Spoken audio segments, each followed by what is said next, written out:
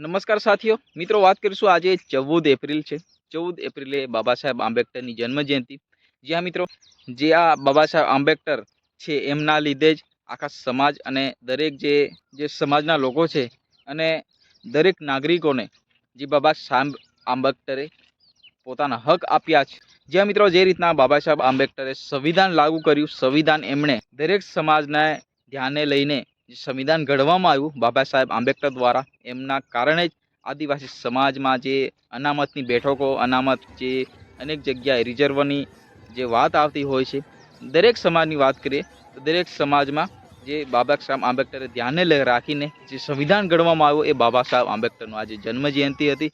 અને ક્યાંક ને ક્યાંક વાત કરીએ તો નસવાડી તાલુકાની અંદર જે બાબા સાહેબ આંબેડકરની પ્રતિમા આવેલી છે ત્યાં લોકોએ ફૂલ અર્પણ કરી અને એમને હાર માળા પહેરાવીને એમનું સ્વાગત કર્યું। એટલે કે મિત્રો આજે જન્મજયંતિ એમની ઉજવવામાં આવી। તો વાત કરીએ તો કુકરદાના જે આમ આદમી પાર્ટીના રસિકભાઈ ડુંગરાબીલ એમના દ્વારા જે એમની ટીમ આખી ત્યાં નસવાડી ટાઉન ખાતે જઈને આખી જન્મજયંતિને લઈને એમની ઉજવણી કરવી। ત્યારે ચૂંટણી પહેલાં ક્યાંક ને ક્યાંક આમ આદમી પાર્ટી દ્વારા આ પ્રોગ્રામ રાખતા દરેક જે લોકો છે એમનામાં એકતા વધી છે, કારણ કે આમ આદમી પાર્ટી આગામી ઇલેક્શનમાં ક્યાંક ને ક્યાંક હાથ મજબૂત કરવા જઈ રહી છે। ત્યારે આદિવાસી સમાજ હોય, માઇનોરિટી હોય, દલિત સમાજ હોય, દરેક સમાજને સમાનતા ને ન્યાય અપાવનારા જ્યારે બાબા સાહેબ આંબેડકરની આજે જન્મજયંતિ હોય ત્યારે જે આમ આદમી પાર્ટીના નેતાઓ દ્વારા ત્યાં એક બાબા સાહેબ આંબેડકરની જન્મજયંતિ ઉજવવામાં આવી નસવાડી તાલુકામાં। તો મિત્રો ખરેખર જે દેશમાં જે લોકતંત્ર જે ચાલી રહ્યું છે ખરેખર બાબા સાહેબ આંબેડકરના દેન છે।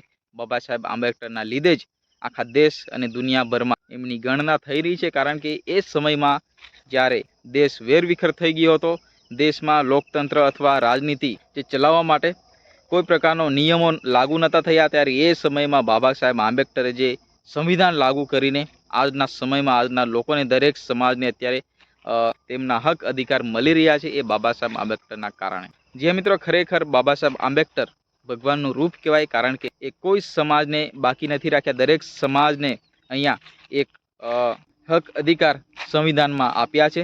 જે રીતના વાત કરીએ તો ખાસ કરીને આદિવાસી સમાજ ઘણા સમયથી પહેલેથી જ આ સમાજ એ ખૂબ નબળી પરિસ્થિતિમાં હતો। ત્યારે જ બાબા સાહેબ આંબેડકર એ સમયમાં વિચાર કરો તમે, અનામત અને ખાસ કરીને આદિવાસીઓ જંગલ વિસ્તારમાં રહેતા હોય છે, એ જંગલ વિસ્તાર જે 5મી અનુસૂચિ લાગુ કરી હતી, જે પેશા એક્ટની વાત કરીએ તો એ પેશા એક્ટ મિત્રો આ કાયદામાં ઘણું બધું શીખવી જાય છે અને ક્યાંક ને ક્યાંક આદિવાસીઓને આ જે કાયદાની અંદર આવરી લેતા આદિવાસી સમાજની જે સંપત્તિઓ જે લૂંટાતા બચી છે। તો મિત્રો સંવિધાનમાં ઘણા જે કાયદાઓ આપ્યા છે જે બાબા સાહેબ આંબેડકરે, કારણ કે 5મી અનુસૂચિ અને પેશા એક્ટ આદિવાસી સમાજમાં જે લાગુ કરી છે આદિવાસી વિસ્તારની અંદર, એમનો એક મુદ્દો એ હતો કે જે રીતના આદિવાસી વિસ્તારમાં જે ખનિજ સંપત્તિ મળી આવે અથવા આદિવાસી વિસ્તારમાં ખનિજ ભંડારો જે સરકાર દ્વારા ક્યાંક ને ક્યાંક કબજો કરવામાં આવે, એ પહેલાં આદિવાસી સમાજના જે આદિવાસી વિસ્તારની અંદર ગ્રામસભા બેઠે, ગ્રામસભાને મંજૂરી મળ્યા બાદ જ કોઈ પણ અધિકારી હોય કે વિસ્તારના નેતાઓ હોય કે સરકાર પણ ખરેખર ગ્રામસભાની મંજૂરી લીધા વગર આ વિસ્તારમાં ઘૂસી ન શકે, એવા ઘણા કાયદાઓ આમાં આપ્યા છે। એ કાયદાઓ ખરેખર તમે વિચાર કરો એ સમયની અંદર જ્યારે બાબા સાહેબ આંબેડકરને આ મોટો વિચાર રાખીને ત્યારે લાગુ કર્યા હતા। તો મિત્રો ઘણા જે સમાજને અહીંયા આવરી લેવામાં આવ્યા હતા।